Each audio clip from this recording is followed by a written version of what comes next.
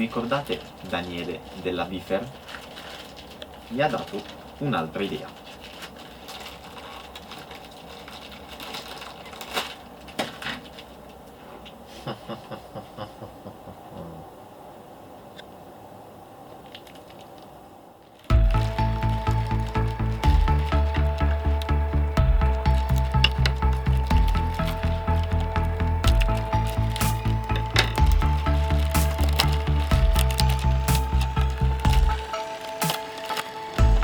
Ciao, sono Alessio di Milano e vi porto nel fantastico mondo del campeggio.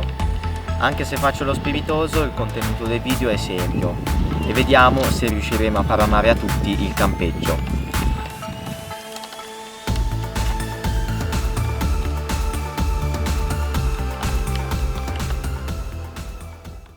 Questo è un nastro adesivo bituminato, pronto all'uso, quindi molto comodo.